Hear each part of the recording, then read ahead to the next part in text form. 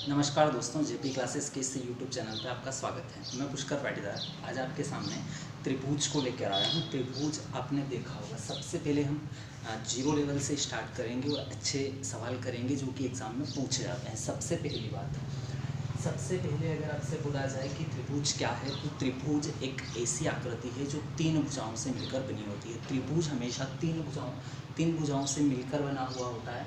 और एक और क्वेश्चन थ्योरेटिकल जहाँ से आपका बन सकता है कि सबसे छोटा बहुभुज आप किसे बोल सकते हो। तो सबसे बहुभुज की परिभाषा को हमने देखा था। बहुभुज एक ऐसी आकृति होती है जिसमें दो से ज़्यादा भुजाएं होती हैं। तो सबसे छोटी जो आकृति होती है बहुभुज की, वो त्रिभुज कहलाती है। दूसरा, हम इस वर्टेक्स को नाम देते हैं ए, बी और सी।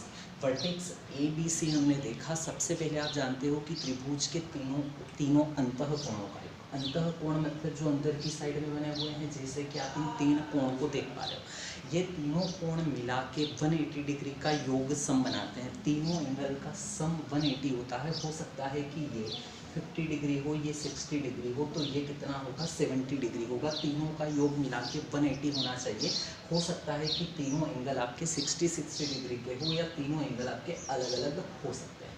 ठीक है, नेक्स्ट वैल्यू को हम देखते हैं त्रिभुज की। तो सबसे पहले बात आती है कि तीनों अंतः एंगल का योग, मतलब कोण ए प्लस कोण बी प्लस कोण सी का जो मान होता है वो 180 डिग्री होता है। अगर त्रिभुज के सारे बाह्य कोणों का योग पूछा जाए, बाह्य कोणों को भी हम इसी नाम से दर्शा रहे हैं। कोण ए बी सी का योग जो होता है वो कितना होता है, 360 डिग्री। आपका यहाँ तीनों का बाह्य एंगल का योग निकल के आता है।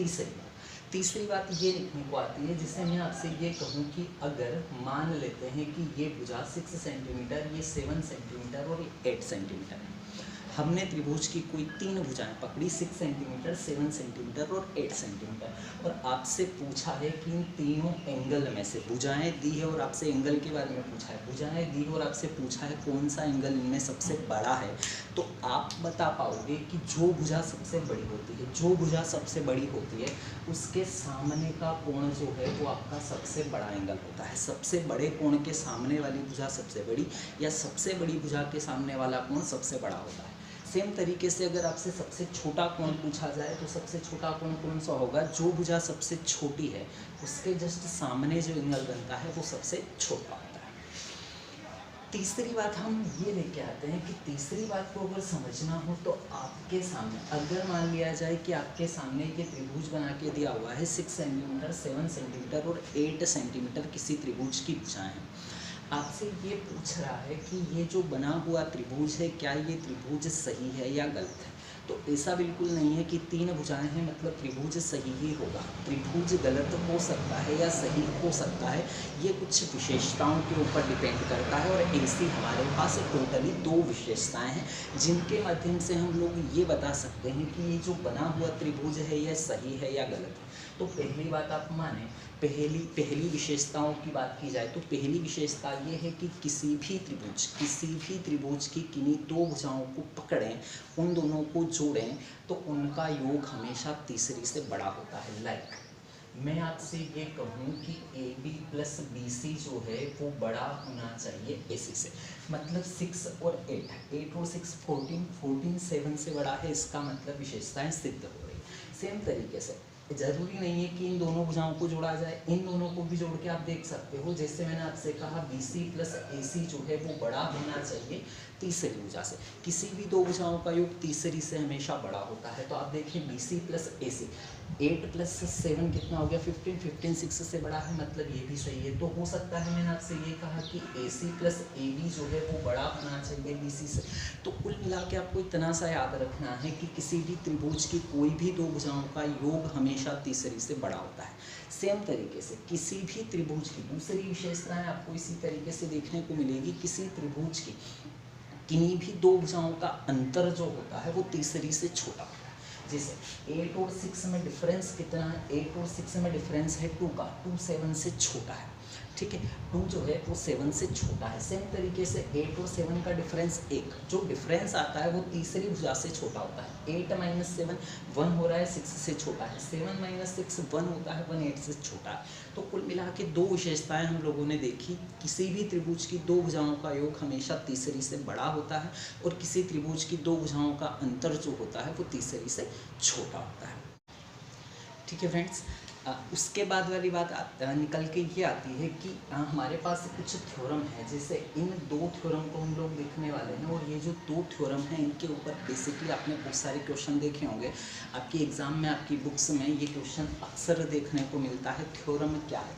सबसे पहली बात, अगर कोई त्रिभुज बना हुआ है, अगर कोई त्रिभुज ए बी और सी बना हुआ है, किसी भी त्रिभुज में यदि एक एंगल बाइसेक्टर, अब सबसे पहले बात आती है एंगल बाइसेक्टर क्या होता है। तो एंगल बाइसेक्टर नाम से पता चल रहा है कोण समद्विभाजक। एंगल बाइसेक्टर या कोण समद्विभाजक, कोण समद्विभाजक से आप समझ सकते हो कि ऐसा एंगल, ऐसी एक लाइन जो कोण को समद्विभाजित करे, मतलब 2 बराबर टुकड़ों में बांटे, कोण समद्विभाजक कहलाता है। तो अगर मान लें कि ये कोण ए जो है आपका ये 60 डिग्री है, तो जैसे ही मैंने ये कोण समद्विभाजक खींचा, ये एंगल भी 30 डिग्री है और ये एंगल भी 30 डिग्री है। अब आप बात को समझ पा रहे हो। तो कोण समद्विभाजक की एक ही थ्योरी है कि वो जहाँ से निकलता है, उस कोण को आधा आधा बांटता है, ना कि सामने वाली भुजा को 2 बराबर भागों में बांटता है। यहाँ कन्फ्यूजन सबसे बड़ा होता है। तो आपको बस इतना सा याद रखना है कि कोण समद्विभाजक जिस बिंदु से निकलता है वहाँ जितना कोण है उसको वो हाफ बांटता है, ना कि सामने वाली भुजा को बराबर बांटता है। ठीक है। तो मैं आपसे ये कहने वाला हूँ कि अगर किसी त्रिभुज में एक कोण समद्विभाजक और एक लंब डाल दिया जाए, लंब आप जानते हो 90 डिग्री का एंगल बनाता है, लंब समद्विभाजक नहीं है, केवल लंब है। अगर किसी त्रिभुज में एक कोण समद्विभाजक खींचा जाए और एक लंब खींचा जाए, तो कोण समद्विभाजक और लंब के बीच में बना कोण कौन सा, ये वाला जो एंगल है, इस एंगल का मान कितना होता है? कोण बी माइनस कोण सी का हाफ होता है, कोण डी ए ई, कोण डी ए ई। ये बीच का जो एंगल आपसे पूछा जाता है ये कितना है? कोण बी माइनस कोण सी का हाफ। जैसे मैंने आपसे ये कहा कि अगर कोण बी 90 डिग्री है और ये वाला कोण मान लेते हैं 50 डिग्री, आपसे पूछा है कोण डी ए ई का मान बताइए, तो कितना होगा? 90 माइनस 50 कितना? 40 का हाफ कर दो। 40 का हाफ करोगे तो सवाल का आंसर कितना निकल के आएगा? 20 डिग्री। तो आपको बस इतना सा याद रखना है कि किसी भी त्रिभुज में एक एंगल बाइसेक्टर और एक लंब डाला जाए, परपेंडिकुलर डाला जाए, तो उन दोनों के बीच में बना जो कोण होता है वो हमेशा कोण बी माइनस कोण सी का हाफ होता है। ठीक है, पहली थ्योरम है और बहुत ही इंपॉर्टेंट थ्योरम है। दूसरी थ्योरम की अगर बात की जाए तो दूसरी थ्योरम भी आप जानते हो। दूसरी थ्योरम क्या है?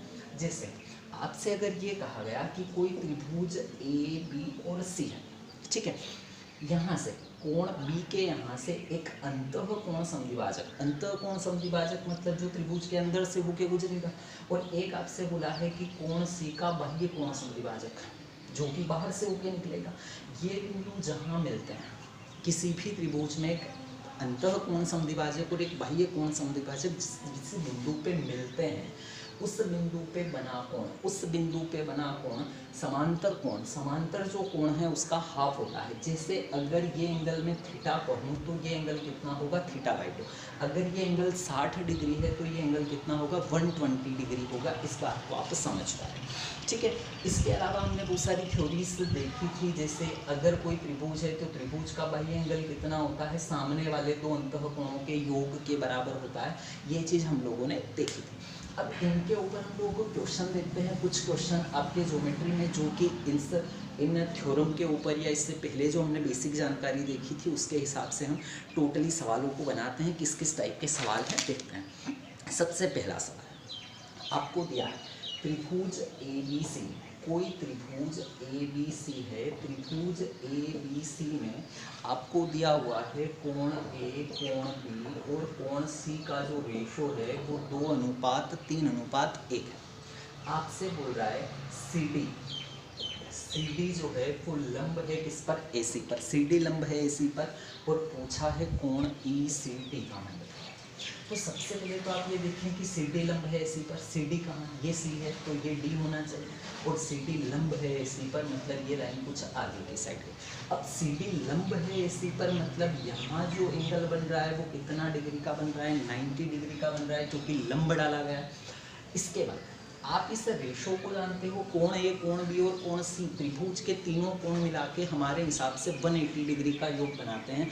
और हमारे हिसाब से बनाया कितना, 2, 3 और 1, मतलब कितना 6 यूनिट किसके बराबर है, हमारे हिसाब से त्रिभुज के तीनों कोणों का योग 6 है।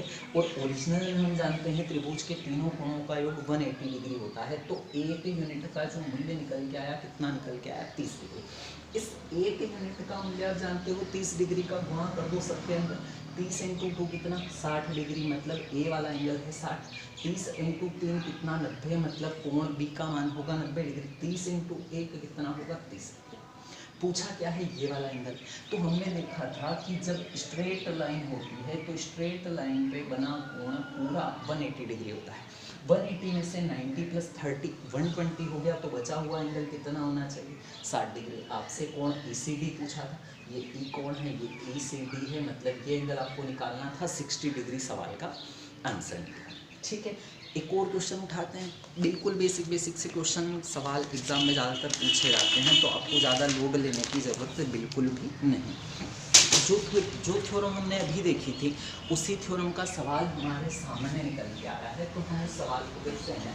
सवाल आखिर आपका क्या है, थ्योरम देखी थी हमने, उसी बेस पे सवाल दिया है। AM लंब है BC पर, कोण A का समद्विभाजक AN है। सबसे पहले तो आपके पास त्रिभुज ABC है, उसके बाद आपसे बोल रहा है AM लंब है BC पर AM तो हो गया लंब, मतलब ये 90 डिग्री हो गया। आपसे बोला है कोण A का समद्विभाजक, इस कोण A का समद्विभाजक AN है, ये कोण समद्विभाजक हो गया। आपसे बोला है कोण ABC 70 है, ये एंगल जो है ये 70 डिग्री आपको दिया हुआ है, और ACB 30 है, ACB जो है वो 30 डिग्री है। आपसे पूछ रहा है कोण MAN का मान क्या कीजिए, बताइए क्या होगा। थ्योरम है, लंब समद्विभाजक डाला गया और लंब डाला गया और कोण समद्विभाजक डाला गया, दोनों के बीच का एंगल आपसे पूछ रहा है, तो बीच का एंगल कितना होता है, 70 - 30 का हाफ, मतलब सवाल का आंसर कितना आया, 20 डिग्री। इस टाइप के सवाल अक्सर MP कांस्टेबल, SSC, CHSL और MTS में पूछे जाते हैं, बिल्कुल बेसिक सवाल है। इसका अगला नेक्स्ट सवाल जो हम उठाते हैं वो है थोड़ा सा थ्योरेटिकल क्वेश्चन। थ्योरेटिकल क्वेश्चन में आपसे बोला है त्रिभुज ABC के कोणों का अनुपात, कोण का जो रेशो है वो 3:5:7 है।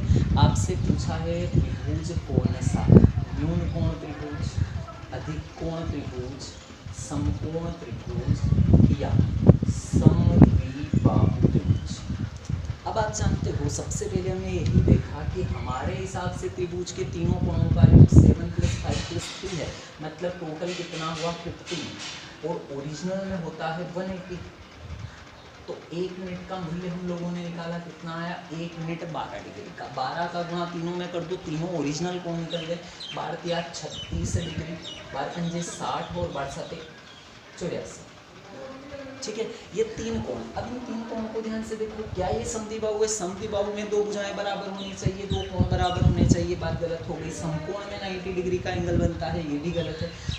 न्यून कोण त्रिभुज 90 डिग्री से छोटा होता है, मतलब न्यून कोण सही है, और 90 डिग्री से बड़ा यदि कोई कोण होता तो वो अधिक कोण होता, मतलब आपका सवाल का आंसर न्यून कोण है, अधिक कोण भी आपका गलत हो जाता है। ठीक है, नेक्स्ट क्वेश्चन की ओर चलते हैं।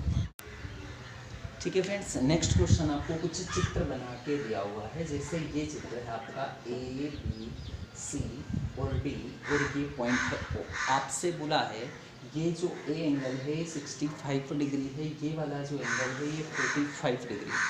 इसके बाद में आपसे बोला है ये एंगल आपका 85 डिग्री है और आपको ये वाला एंगल फाइंड करना है, मतलब ODC, कोण ODC का मान ज्ञात कीजिए। नॉर्मल सवाल है, आप जानते हो कि त्रिभुज के तीनों कोणों का योग 180 डिग्री होता है। सबसे पहले इस छोटे त्रिभुज को पकड़ें तो 45 + 65 कितना हो गया, 70 + 40 110 हो गया, और अगर ये 110 है तो बचा हुआ एंगल कितना होना चाहिए, 70 डिग्री, आपको पता है। अब 70 डिग्री तक आए, अब तो 70 का जस्ट क्रॉस मल्टीप्लाई, आप देख रहे हैं ये शीर्षाभिमुख कोण है, शीर्ष के सामने वाला कोण शीर्षाभिमुख कोण कहलाता है। अगर ये 70 डिग्री है तो ये भी कितना होगा, 70 डिग्री। अब इस त्रिभुज पे आ गए हम कि 70 प्लस 85 कितना हो गया, 8 और 7 15, 155 डिग्री, और 155 अगर हो गया तो 180 होने के लिए कितना कम है, 25 डिग्री कम है, मतलब सवाल का आंसर कितना होगा, 25 डिग्री। करेक्ट है। इसके बाद का नेक्स्ट क्वेश्चन अगर हम उठाएं तो बाद में नेक्स्ट क्वेश्चन आपसे बोल रहा है कि त्रिभुज ABC बना लिया, ये है त्रिभुज A, B और C। अब आपसे ये बोल रहा है त्रिभुज ABC की भुजा BC को D तक, BC को D तक बढ़ाया गया और CA को E तक बढ़ाया गया। आपसे बोल रहा है ACD 120 है, ACD ये बाह्य एंगल जो है ये 120 डिग्री है। आपसे आगे बोल रहा है BAE 110, BAE ये वाला बाह्य एंगल है आपका 110 डिग्री का। आपसे पूछा है ABC कितना है, तो ABC मतलब ये एंगल आपको निकल। अब बात ये निकल के आती है कि स्ट्रेट लाइन एंगल हमने पढ़ा, अगर ये स्ट्रेट लाइन है तो ये पूरा बनने वाला कोण 180 डिग्री का होता है, जिसमें से 120 दिख रहा है तो बचा कितना, 6 डिग्री। वापस इसी लाइन पे आ जाए, ये स्ट्रेट लाइन थी, 110 अगर बना हुआ है तो बचा हुआ कितना होगा, 70 डिग्री। 70 प्लस 60 कितना, 130, और 130 हो गया तो 180 करने के लिए बचा कितना है, 50 डिग्री। सवाल का आंसर होगा आपका 50 डिग्री का। ठीक है, सेम टाइप के बहुत सारे क्वेश्चन आपको देखने को मिलेंगे और ये एग्जाम में अक्सर क्वेश्चन पूछे भी जाते हैं, तो बहुत ही आसान से क्वेश्चन है। जैसे एक और क्वेश्चन को हम लोग उठा लेते हैं। अगर एक और क्वेश्चन को उठाया जाए तो आपको चित्र बना के दिया हुआ है, ये आपका कुछ चित्र इस तरीके से बना हुआ है, ये चित्र बना हुआ है। अब इसको नाम दे दें तो ये नाम दिया हुआ है ABCD और E। ठीक है, इसके बाद आपसे बोल रहा है कि ये एंगल जो है ये 40 डिग्री का एंगल है और ये एंगल आपको दिया है 100 डिग्री का एंगल है, और इसके बाद ये एंगल आपको दिया है 90 डिग्री का एंगल है। आपसे पूछा है कोण BDE का, BDE का BDE ये वाला एंगल आपको फाइंड करना है। बात ये आती है कि पहले तो त्रिभुज को देखते हैं। सबसे पहले इस खड़े त्रिभुज को, इस त्रिभुज को देखा जाए तो 40 प्लस 90 130 हो गया, और अगर ये 130 है तो बचा हुआ ये एंगल कितना होगा, 50 डिग्री का। बोलो करेक्ट है। ये 40, ये 90, 130, और 130 हो गया 180 में से 130 माइनस हो गए तो 50 डिग्री बन गए।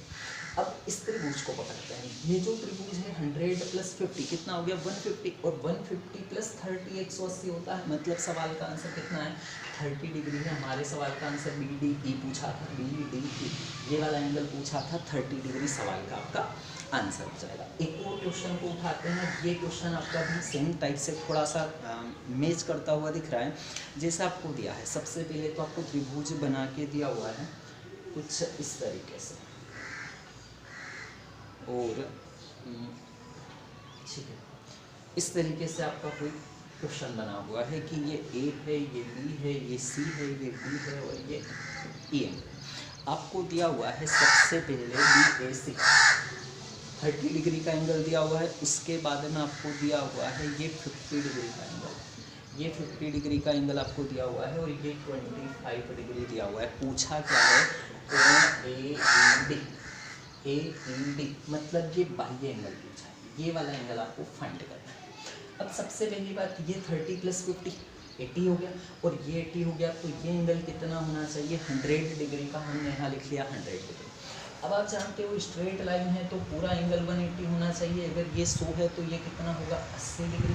तो 80 प्लस 25 कितना होगा, 105, और 105 हो गया तो बचा हुआ है जो एंगल बचा हुआ है ये कितना होगा, 75। और ये 75 है तो वापस देखें स्ट्रेट लाइन है, स्ट्रेट लाइन है तो ये बचा हुआ एंगल कितना होना चाहिए, 105 डिग्री, और सवाल का आंसर आया आपका 105 डिग्री का। ठीक है, लॉकडाउन की वजह से कुछ वीडियो थोड़ा सा त्रुटिपूर्ण बन रहा है, क्योंकि सारी सुविधाएं उपलब्ध नहीं हो पा रही है। आपको जो भी चैप्टर पढ़ना है आप कमेंट बॉक्स में लिख सकते हैं, और अगर आपका पॉजिटिव रिस्पॉन्स आता है तो हम इस वीडियो को आगे की साइड